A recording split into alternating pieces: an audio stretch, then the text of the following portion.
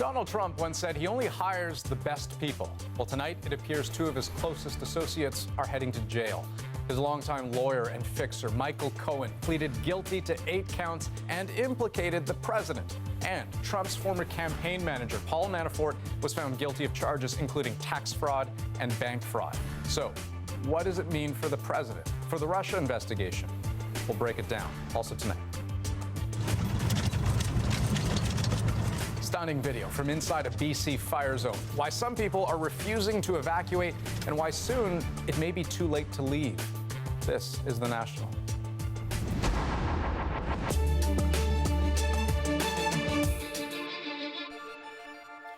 To say it has been a stunning day for Donald Trump would be an understatement. 2 legal cases hanging over the White House ended dramatically within moments of each other this afternoon. And they left 2 men who rose prominently in Trump's inner circle facing prison time. Paul Manafort, Trump's one-time campaign chief, has been convicted of 8 charges in his fraud trial, the first key victory for Robert Mueller's Russia investigation. And that happened just minutes after Trump's longtime personal lawyer, Michael Cohen, turned himself in, pleading guilty on 8 counts, including an admission that he made a secret payment to a former adult film actress to keep her quiet ahead of the last election. And so, tonight, all eyes are on one man, Donald Trump. Keith Bogue now on what today's bombshells mean for the U.S. president. Arriving in West Virginia tonight, President Trump resorted to the familiar line that he's trotted out since the indictment of his former campaign manager, Paul Manafort, last year. This has nothing to do with Russian collusion. This started as Russian collusion. This has absolutely nothing to do. This is a witch hunt and it's a disgrace. In any event, Manafort is now a convicted felon and seems headed to prison for a number of years on tax and bank fraud crimes. But on the biggest news, Trump said nothing. Thank you very much. Mr. President, what about Michael Cohen? Any comment on Michael Cohen? Michael Cohen, Trump's former lawyer and so-called fixer, is also, as of today, a convicted felon. How are you? Cohen arrived at a New York court earlier to plead guilty to a number of charges involving tax evasion, but also most notably to 2 felonies involving illegal campaign contributions. What he did was he worked to pay money to silence 2 women who had information that he believed would be detrimental to the 2016 campaign and to the candidate and the campaign. The candidate he's talking about is undoubtedly Donald Trump. And the money is the hush money paid to former adult film star Stormy Daniels and to Playboy model Karen McDougal to keep them from telling their stories about their affairs with Trump. In the case of the Daniels money, Trump said months ago that he didn't pay it and knew nothing about it. Well, you have to ask Michael. Michael's my attorney, and you'll have to ask Michael. Do you know where he got the money to make that payment? No, I don't know. But Cohen told the court the candidate, whom we know is Trump, not only knew about the payment to Daniels, but directed him to make it, coordinated the payment, and then paid Cohen back. Wow. Wow. At his rally tonight, Trump took comfort in the devotion of his most loyal supporters. Song, too, by the way. And Keith Bogue joins us now. So, Keith, take us through what the damage here is to the president going forward. Well, first of all, the Manafort convictions are no longer just hypothetical. They're a reality. And since that trial was always about putting pressure on Manafort to cooperate with Robert Mueller's investigation, he's now under huge pressure to decide whether he's going to flip and cooperate with the investigation. His lawyer left the courtroom today pointedly saying that Manafort will now consider all his options. Right, but the impact of the Cohen guilty plea seems for the moment perhaps more serious for Donald Trump. Yeah, Michael Cohen has clearly implicated the president in serious crimes. 2 knowing and deliberate campaign finance violations and attempts to cover them up. The reason Trump wasn't named seems to be that he wasn't charged, and the reason he wasn't charged is because he is the president and the Justice Department policy is that a sitting president can't be indicted. But the political price could still be enormous. Keith Bogue in Washington, thanks very much. Thank you. With those remarkable developments today, Cohen and Manafort join a growing list of people tied to Trump who are in legal trouble.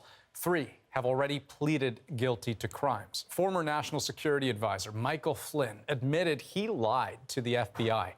Rick Gates, Trump's former deputy campaign manager, pleaded guilty to conspiracy against the U.S. And George Papadopoulos, described as a low-level Trump advisor, made false statements to the FBI about his contacts with Russians during the campaign. Then there's Michael Cohen today. And Paul Manafort's case does stand out because he was found guilty. He didn't admit guilt. It's also worth pointing out, there's no hard evidence that Donald Trump himself committed a crime, but the whirlwind of legal proceedings is closer to the president now than ever before. Now let's bring in Seth Waxman, a former U.S. federal prosecutor. He's in Washington tonight. So let's begin with those payments. I mean, Cohen's lawyers said if those payments were a crime for Michael Cohen, then why wouldn't they be a crime for Donald Trump? What are your thoughts on that? Yeah, I mean, they very well could be. Under the law in the United States, there's something called a co-conspirator, and that's what's alleged in these pleadings and court documents that were filed. Mr. Cohen obviously pleading guilty to the events and identifying candidate A, obviously Mr. Trump, and tit for tat would apply, and he, the president, could be also criminally liable under these circumstances. And as I've been tracking the conversation around this outcome, I mean, you tweeted that this was a defining moment for the investigation and maybe even the country's history. Why is that? Well, you have two key players in this investigation. One, Mr. Cohen, having pled guilty, and Mr. Manafort having been found guilty. And if one or both of those individuals end up cooperating with law enforcement, with Mr. Mueller and the rest of the investigation, those could be breakthrough moments for the Mueller investigation as a whole. For example, giving someone on the inside of that infamous Trump Tower meeting in June of 2016. That can be incredibly valuable evidence and could put the Mueller investigation on the doorstep to the President of the United States. Right. So walk me through the next steps. I mean, what happens now? Well, there's a lot of X factors here in the States right now. I mean, one of the things that's never come up is a sitting president pardoning people that have information potentially against him. If that were to occur, you'd have a whole road we'd go down of whether that could be considered obstruction of justice. But the main thing that we're going to be looking for is to see whether Mr. Cohen or Mr. Manafort end up cooperating. If that happens, like I said, that's a big moment. You'd expect that the D.C. trial against Mr. Manafort would go away, and we may or may not learn a lot about what Mr. Cohen's doing behind closed doors, but it's clearly a defining moment in this investigation. Seth Waxman, good to get your insights. Thanks for this. Thank you. And today we heard from a woman who is also one of Trump's trusted few until she was fired as a White House advisor. Omarosa Manigault-Newman told NBC's Hardball she thinks we're witnessing a tipping point. I will say that today changed everything. This is the beginning of the end for Donald Trump. Why? Because he knows that the person who knows everything about him, about his relationships with these women and others that people may not know about, are going to come to light. The former reality TV star also released phone video of Michael Cohen boarding Trump's campaign plane in September 2016. She says it proves Cohen was part of that campaign despite his denials. Okay, let's take a look at what else we're working on tonight on The National. They lost their son in the Humboldt bus crash. Now they're facing a trying harvest and a difficult decision about the future of their farm.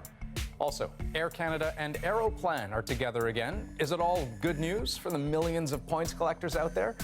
But first, as the wildfires continue to burn in British Columbia, the Premier is making an urgent appeal. Those who choose to ignore evacuation orders put themselves at risk, they put firefighters at risk, they put their communities at risk. John Horgan toured the central interior fire zone today, and if there was one word to describe the situation there, it might be volatile. It's bone dry there, meaning things could go from bad to worse in a flash, and some people living in the thick of it still won't leave. Burns Lake is west of Prince George and that huge Shovel Lake wildfire, and the region is surrounded by 3 more voracious fires that are burning out of control. So who would stay put despite that looming threat? Anita Bath shows us. Pushing through the flames. Here's my escort. They're out there cutting trees off so we can get through. Each night, 4 to 5 trucks drive these routes. The maps aren't being updated regularly enough. Sometimes it's too smoky for the helicopters to get actual lines on it, so we wanted to get up and see exactly where the fire was in terms of how close it was to our farm. For some farmers in and around Burns Lake, it's worth the risk. They're defying evacuation orders in an effort to protect their cattle and community. We've grown up around here. We know escape routes. None of these guys are being idiots about it. Crews are facing extreme dryness. The wood around the Nadina Lake and Verdun fires has less moisture than lumber you'd buy at a hardware store. Water just basically evaporates before it gets near that stuff. So everything here burns except for water and rocks. Last night at a meeting, officials warned those who don't take the last chance to leave may lose the opportunity. Most people that die in a forest fire are died fleeing the fire. They stay in until they see that this wall of smoke is starting to become a wall of flames, and then they jump in their truck and they take off. But some people who have lost trust in the authorities say the wildfire service isn't doing enough to protect them. That nobody wants to believe what they're hearing now, and it might be a really valuable piece of information. But now we're just going, do I believe this guy?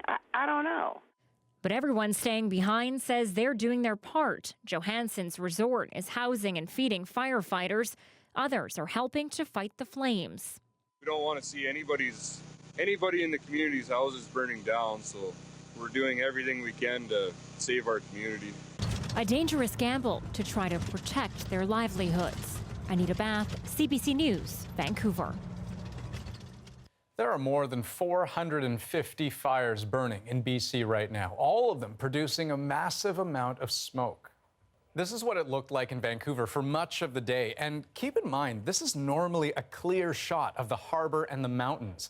No surprise, health officials say the air quality here is bad. They're telling people to stay cool, stay hydrated, and if the smoke's bothering them, stay inside. So we headed down to Vancouver's False Creek and asked people there how they're coping.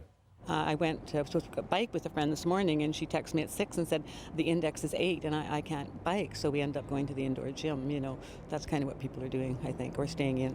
I felt a little nauseous a little bit. Being outside all the time just doesn't smell as good, and a little headaches. I think I've only gone to the beach maybe 5 times this year, which is kind of disappointing. We're from the interior, and we came down. This is way better. At home, particularly with the thick smoke, it certainly changed what we did there. Just before we came down, it was a case of to go out, do what you need to do very quickly, and then come back inside. So locals are getting smoked out, but as you just heard there, so too are folks from out of province. And the bottom line here may be that there's a real cost to the smoke, even if you never breathe the stuff in. As Carolyn Dunn explains, tourism has taken a hit. The chow is on at a campground about an hour west of Calgary. Chris Cush and Amanda Johns canceled a camping trip to BC with family and friends. Cush says the smoke made it just too risky to bring 18-month-old Casper and his brother, 10-year-old Ryder. Just breathing wise, like it's a little bit socked in, a little bit too much smoke. When you're in the mountains, it should be fresh air, not where you can't see. On heavy smoke days in Squamish, the Sea to Sky gondola ridership drops by about 50%. 80% of the experience is the view, and when you don't have that view, people may feel like they're not, they don't want to necessarily make the commitment to come up. When we have disruptors like smoke coming through, we get concerned about the effect on the economy and, more importantly, the effect on our visitors' experience here. Plenty of tourists are taking their road trips at least partially indoors, opting for winery tours and wine tasting over mountain climbing. You flip a coin, right? You know, you book your vacations there and there, and you just got to take what Mother Nature gives you and carry on. These wine tour operators are feeling a slight pinch too. They've lost about 8% of their bookings. I'm really hoping that next year this does not happen, but if it is the new normal, we're in for some bad periods. Perhaps a glass of Okanagan wine or two would have helped ease the frustration of those waiting to go kiteboarding near Squamish. So every year I come out and visit my brother and try to get some kiting in, some biking in. This year it's a bit challenging. The smoke has kind of killed a little bit of the wind for us, and not super keen to go out for a big bike ride either with the smoke. They may want to consider one of those indoor activities tomorrow. The heavy smoke is expected to stick around for at least another day. Carolyn Dunn, CBC News, Calgary. Now to an update in the Humboldt bus crash story. The case against a truck driver accused in that bus crash moved slowly forward today. A Calgary man faces 29 charges of dangerous operation of a motor vehicle related to the 16 people killed and 13 who were injured in that tragic collision last April. His next court appearance is now set for October. For one grieving family, though, there is a much more immediate concern, and with it, more searing reminders their son is never coming home. It's harvest time on the Harold family farm, and as Olivia Stefanovich shows us, the work is harder than it's ever been.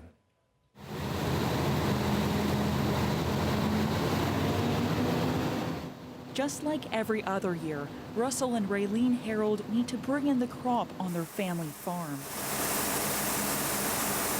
It's the time of year that you should look forward to harvest. It's the harvesting the fruit of your labor, but it's just empty for us, I would say, this year. Empty without their son, Adam. He would have been driving that truck, or he'd have been cutting that crop, or it's just constant reminder all day, every day, that he was there. He did this. That's his thing, or there's just a 24/7. You're just reminded of him. And at this time of year, he would have been still at home, helping us. Adam was killed in April when a bus carrying the Humboldt Broncos collided with a loaded semi-trailer. He was the youngest victim, just 16, and a newcomer to the Broncos. Adam was only called up to the junior hockey team to help their playoff run after his AAA season ended in Regina. His parents expected he would go on to a successful hockey career, but their hope was he'd then return to take over the family farm. And the future changed for us. Yeah, the future changed huge. Yeah, hugely for us, because now you look at, what is the succession on your farm? What happens on your farm going forward? Those decisions will be made in time. Right now, Russell and Raylene work 18 hours a day. Neighbors have come by to help, but at this time of year, everyone is busy on their own farm, and harvesting 3,500 acres is no easy feat without Adam. He loved the farm, and he'd want it to get done. You look at a picture of him, and you just push through for this year. Somehow you'll get it done this year. They say they carry on to honor their son. Olivia Stefanovich, CBC News, Momart, Saskatchewan. Lots of other stories we are tracking tonight, including the latest on a high-rise fire in Toronto that's put more than 1,000 people out of their homes. There has been significant damage to a number of the systems within the building. There is no lights, there are no fire protection systems, there is no elevator service. Toronto's fire chief on the damage caused by a 6-alarm fire today at an apartment building in the city's downtown. No one was seriously injured, but authorities say it could be days before anyone who lives there can go back home. Toronto's mayor is pleading with hotels, Airbnb hosts, and others to come forward to help the nearly 1,500 people displaced.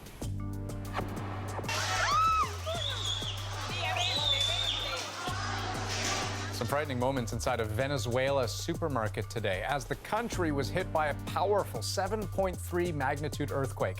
It happened on the northeastern coast. The USGS says it was the largest quake to hit Venezuela since 1900. And there are reports it was felt as far away as Colombia's capital, Bogota.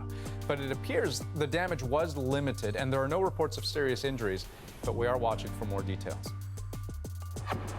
And a leader of the Me Too movement is trying to clear her name. In a statement, Asia Argento denied allegations in a New York Times story that she sexually assaulted actor Jimmy Bennett when he was 17 and she was 37. She says she never had any sexual relationship with him.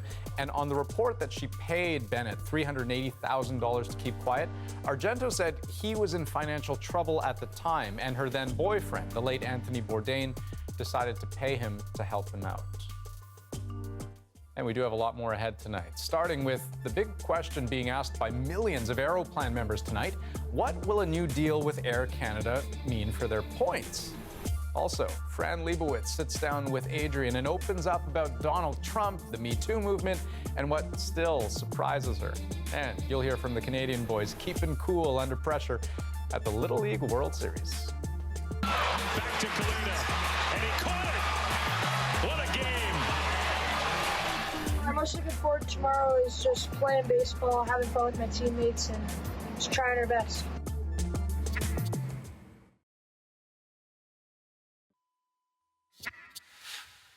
They were on, then off. Now, a year later, it looks like Air Canada and Aeroplan are on again.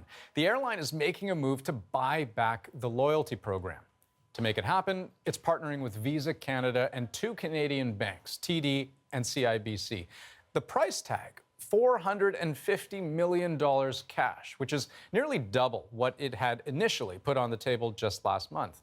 The consortium will also be on the hook for about $1.9 billion worth of Aeroplan points that customers have yet to use. So what seems clear is that all those points travelers have collected won't just vanish into thin air, but that doesn't mean their value won't change. Salima Shivji takes a look at how all this might play out. We need to just get this booked. Like, we got to make a decision. Words of worry as Ruth Blakely felt the clock ticking down on her Aeroplan points. I had tremendous fear that this big whack of Aeroplan points that we've been saving and saving and saving for a fabulous trip were going to be worth next to nothing. A trip to Italy was booked, the flight paid for on points, but it turns out she could have saved herself the worry. Those reward points won't disappear after all. Under today's tentative deal, the Aeroplan loyalty program will go back into the Air Canada fold in-house for a hefty price tag. Still, it makes sense for the airline, says this expert. I think they recognize that Aeroplan's got 5 million members. That's a key part of it. A lot of analytics behind the spend of those 5 million people. With Aeroplan already set up on so many credit cards, it's easier for the airline to snap up the whole rewards program instead of building a new one from scratch. Great news for frequent flyers, but not so much for the average traveler. They could lose out on choice, since deals Aeroplan's parent company had already made to use points on smaller airlines may now fall through. The new Aeroplan program was looking to be really flexible for a lot of them, and now we're just going to be kind of in the same boat we are today, and that's the lack of availability during high periods of flying, a lot of connecting flights. Another potential downside, you could be getting less for your points in the future. They want to recoup some of this money that they're paying out for Aeroplan, plus the liability of $1.9 billion that they're taking on. So I would foresee a potential raise in redemption rates for flights. Whether that happens or not, this traveler already has a plan. I think we'll use up all of our points as soon as we can, just to be cautious. To Asia this time, as she breathes a sigh of relief, her points will last longer than expected. Salima Shivji, CBC News, Toronto. Well, up next on The National, Starbucks, Facebook, Loblaws. Some of the biggest brands in this country have, at one time or another, been forced to apologize and do it quickly. We'll look at the high stakes of high-speed corporate apologies. I want to begin by offering a personal apology. That was a big mistake, and it was my mistake, and I'm sorry. They have to say sorry before they're ready to say sorry, before they have all the facts.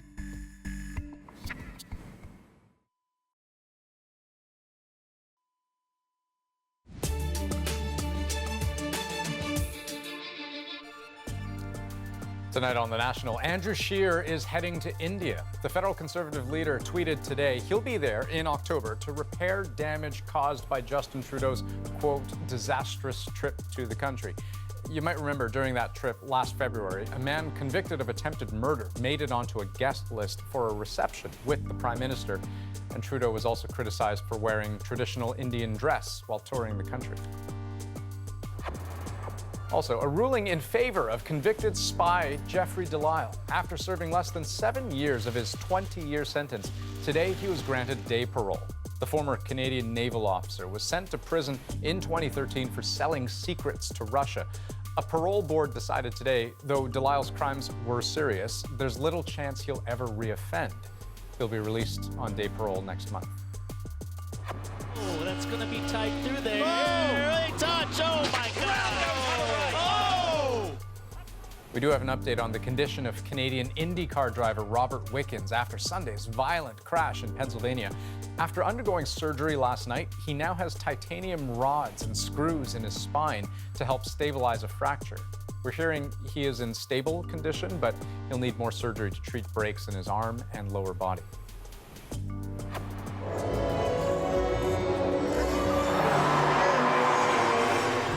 And reigning world figure skating champion Caitlin Osmond says she is taking some time away from the ice. The 22-year-old from Newfoundland revealed today that she won't be competing at all this season. Osmond says she wanted to take a break to think about what's next and to spend more time with friends and family. Okay, it is a running joke that Canadians are known for saying sorry for even the mildest offense. But when mistakes are made at major corporations, there's no kidding around. A lot rides on official apologies. And if a company messes that up, it can dig itself into a very deep hole. Diane Buckner pulls back the curtain on the challenge of getting every word right. We didn't take a broad enough view of our responsibility, and that was a big mistake. And it was my mistake, and I'm sorry. Abusing consumers' trust. Oh my God! Abusing consumers themselves. Oh my God! Look at what you did here! Cheating on something as basic as the price of bread. Well, what did they do? What did they do? Lately, corporations have a lot to be sorry for. I want to begin by offering a personal apology to the two gentlemen who were arrested in our store. Things have always gone wrong, but in the past, no one would know about them. You come home, you tell your partner, your kids. You go back to work after lunch, and you tell your coworkers. But now, we've got a way to record it, and crucially, we've got a way to distribute it. Well, when we say when you Jamie Watt runs Navigator, a crisis management firm that companies hire when they're in hot water. He says smartphones, social media, and the speed at which videos go viral has changed everything for corporations. They have to say sorry before they're ready to say sorry, before they have all the facts, before they've done all the analytics, before they've assessed it the way they would normally assess a situation. There's no time for that anymore. They've got to go out and say sorry right away. That rushed approach can present risks, but so does taking too long to apologize. Come on, here's a good boy. Karen Lawson of Port Carling, Ontario, told WestJet she was not happy it took a month for the airline to say it was sorry. You made a big mistake here, and it took you, in my opinion, too long to come back with an apology. The mistake? After Hurricane Irma last fall, when other airlines resumed flying to Turks and Caicos, WestJet didn't. It told passengers the local airport was closed. So then, Lawson runs a business there and knew that wasn't true. in the last 3 weeks, I've personally flown in and out on American Airlines and JetBlue. Only after CBC reported on the false information did WestJet admit it canceled the flights for business reasons. The airline blamed the situation on an internal miscommunication. I don't think I buy that, and it came too late. So how bad was this thing that came out this morning? Jamie Watt says this is an example of another type of corporate mistake. If business is playing a game where they're only giving remedy, they're only fixing things, they're only making things right because the media gets after them and CBC gets action or the Toronto Star gets action, then you know what's coming next? Government regulation. And if that happens, they've got no one to blame but themselves. 1, 2, 3, yes! First one to the field! First one, make money! Sure enough, the government has ordered an inquiry into Bell Canada's sales tactics after a CBC Marketplace hidden camera investigation. Hi there. How are you today? Now this price is an ongoing price and continue forever. No, Bell can't promise it will never raise prices, but some consumers fell for it. The outside sales trainers were fired, and a prompt apology was issued. The entire industry is in the spotlight and faces a public hearing into its sales practices in October. Governments in the U.S., the UK. Most important, though, companies need to show they've learned from their misdeeds. We have made a lot of mistakes in running the company, but I'm committed to getting this right. It seems Mark Zuckerberg's apology in April wasn't enough to maintain the appeal of joining Facebook. Public filings show new users are not signing up the way they used to, a fact that contributed to Facebook's stock losing $120 billion in value in just one day last month. The company still has more to do to win back trust. The test isn't really that hard. What would you expect your neighbor to do if their kid put their softball through your front window, right?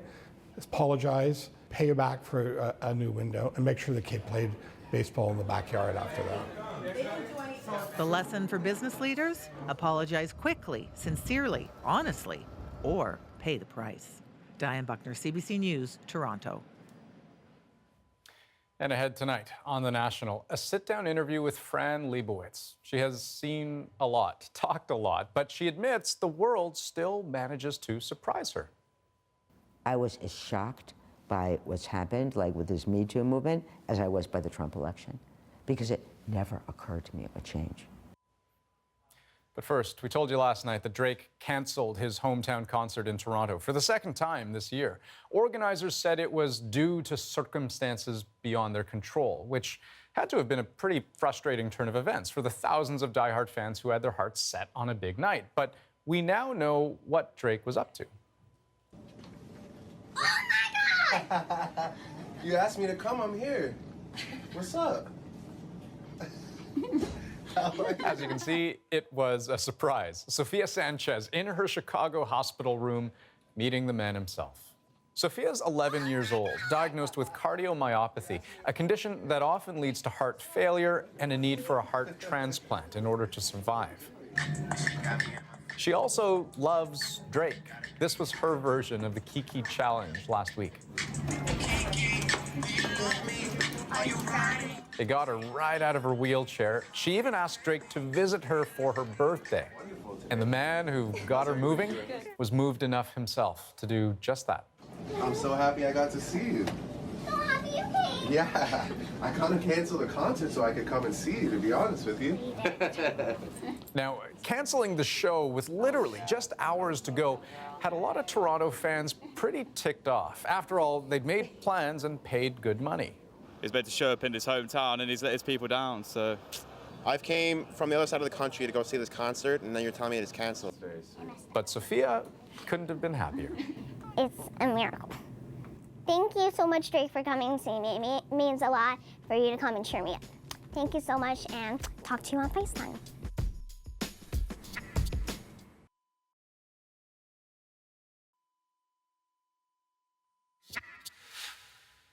Donald Trump has certainly been a boon for one industry, the people who make a living by talking about the news. And few do it quite like Fran Lebowitz. She made a name for herself with her dry and cutting style. These days, her acid tongue is trained on Trump and other game changers of our time. Now, back in April, Lebowitz was booked for some very popular speaking engagements in Toronto. So Adrian decided to reach out for a one-on-one chat. Months later, it is still relevant and, quite frankly, highly entertaining. So let's take another look. Fran Lebowitz hit the spotlight in the 70s when Andy Warhol made her a columnist for his magazine Interview. Her first two collections of essays put her on the cultural map, but a serious case of writer's block turned Lebowitz into a talker, There's always something to complain about. making her famous for her opinions.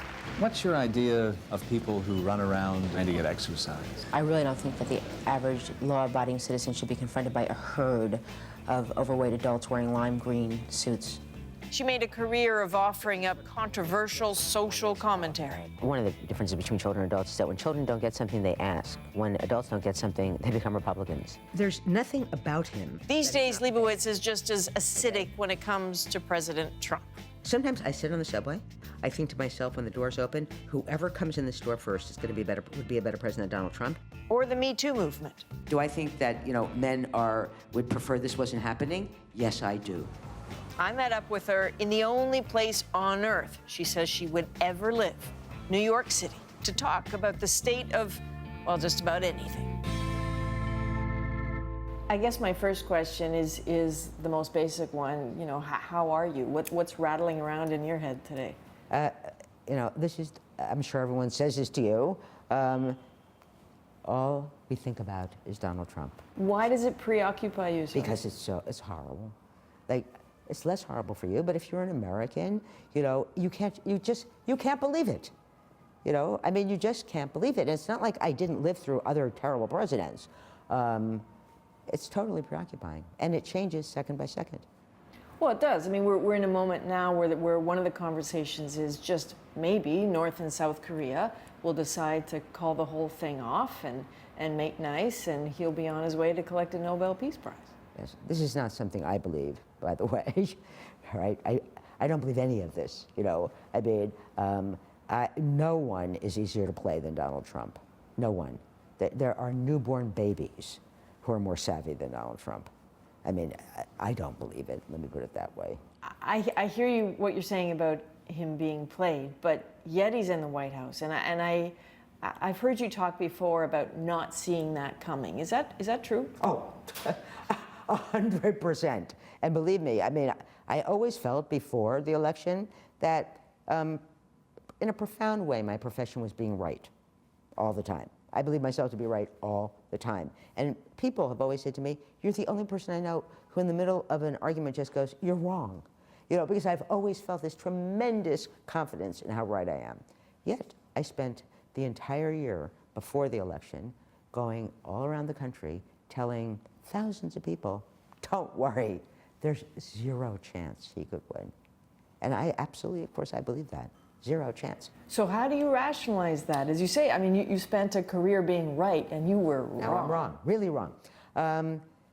Here's the thing, it's not that I didn't know. Well, first of all, the one thing everyone seems to disregard, there is Russia to contend with here, which I certainly didn't know about, all right? That, I mean, I don't know if we're ever gonna find out exactly, but it certainly had a real effect on the election. So I didn't know about that. I knew there were a lot of stupid people in the country. I've lived here my whole life. I didn't realize there were that many.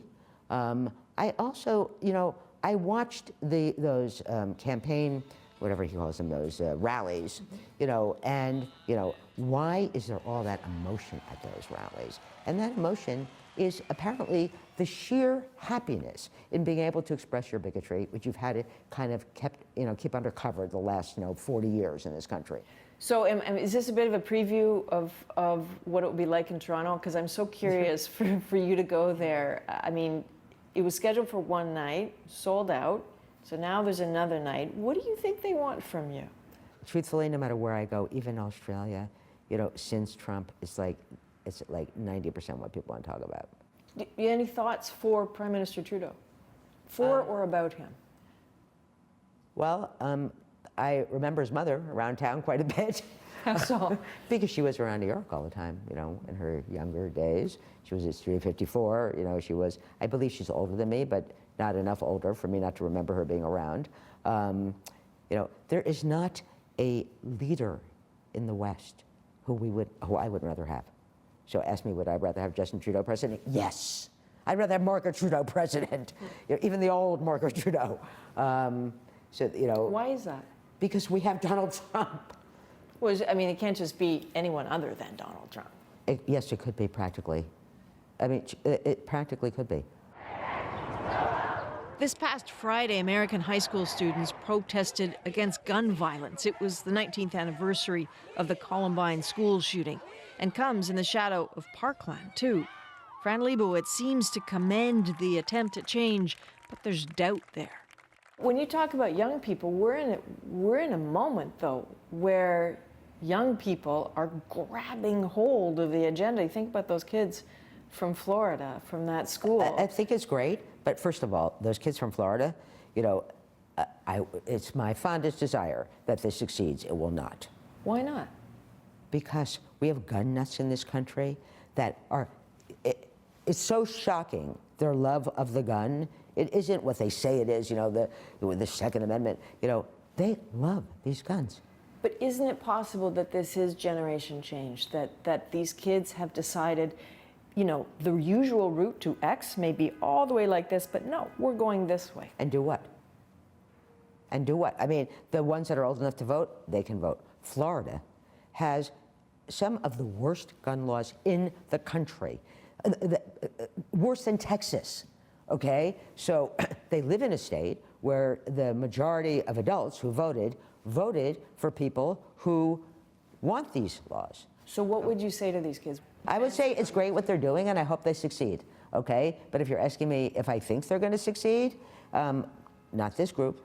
I know, or I suspect it doesn't much matter to you how people compare you or characterize you, because you're your own woman. But It is interesting to me, Wikipedia made reference to you as sort of a modern Dorothy Parker. My mom says, no, that's not true. Fran Lebowitz is a thinker who talks. And I'm wondering which one is closer. Well, both flatter me. I'm certain Dorothy Parker also thought, she lived in a different world, obviously. There are very few women to compare women to, and especially when I was young, there are more now. Some people are now compared to me. So comparisons are not very often that accurate, but I'm happy to be compared to Dorothy Parker. Hard to talk with women and not talk about what it's been like to be a woman, to battle on before the Me Too movement, to be publicly, persistently objectified, and worse. So we pulled a clip of Lebowitz on CBC back in 1978, where a chat about her success became a tease about men and babies. I'm all ready to fill my leisure hours, if I had them. What happens if you fall in love and settle down and find something you want to do, like having children or stuff? Terribly unlikely. I'm not considering that as a possibility. Ah, but is it likely to happen to her, Mr. Mystique? Of course, maybe later this evening.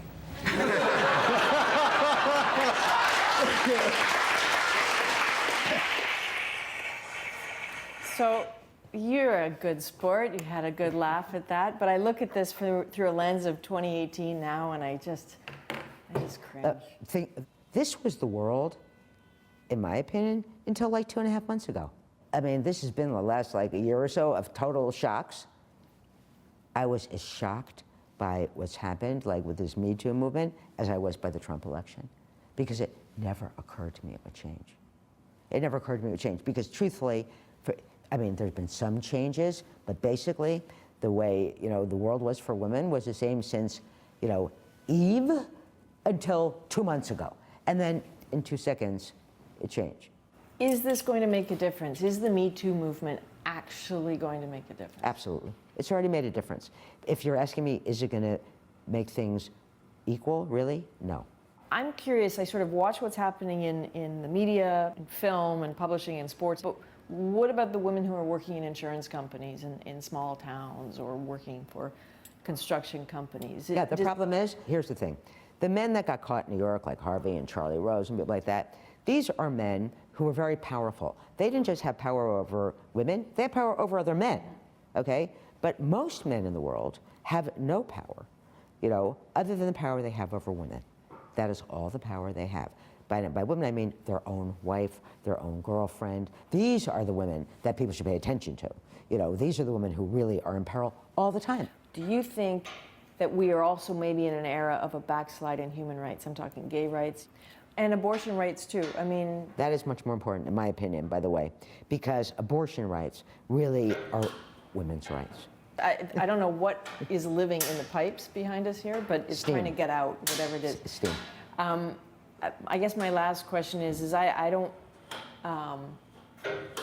is that really steam, or is there an animal in there? No, this is steam, and this is, if you have an apartment that is this kind of heat, you can't wait to hear this because it means the heat's coming on.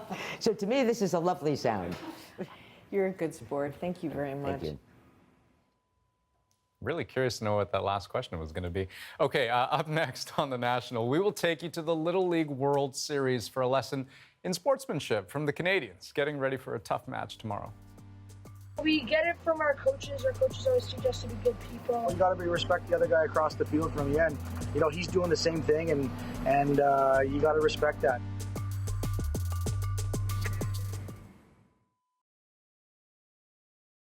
That's the beautiful thing about living in the village, is that everyone comes together on days like Scarecrow Festival and just forget their utter hatred of each other. That's what you're looking at, my game face. We need a plan of action because we sure can't call the police. Johnny's back, still standing. Returns September 18th on CBC. Oh, my mom. Team Canada is on a roll at the Little League World Series. They've pulled out 2 very exciting wins, but it's the team's attitude on the field that has a lot of people taking notice. They're respectful, sportsmanlike. Canada's pitcher even tipped his cap to a Spanish player when he hit a home run. Now, the team was supposed to play Puerto Rico today, but the game was rained out. Still, the delay hasn't dampened their spirits, and that is our moment of the day. Tonight we're just gonna relax and just hang out, have fun. I'm most looking forward to tomorrow is just playing baseball, having fun with my teammates, and just trying our best. We come down here, and of course we want to win, and we want to compete and do whatever we can to win. But at the same time, you know, they're playing a game. We get it from our coaches. Our coaches always teach us to be good people. Working hard and playing hard, but, you know, you got to respect the other guy across the field from you. And, you know, he's doing the same thing, and you got to respect that. Honestly, it's all about the parents and the coaches. They all teach us the great things. And teammates. We've had the whole day off, not doing much. The boys are antsy. They want to start playing. They're ready to go. Canada on 3! 1, 2, 3, Canada! Well, good for them. And so big game ahead for them, although every game is kind of a big game because they've already lost one. So if they lose another game, they're out of the tournament. So here's to hoping that they either play their hearts out tomorrow or enjoy another day off due to rain. That's the National for this August 21st. Thanks for joining us. Good night.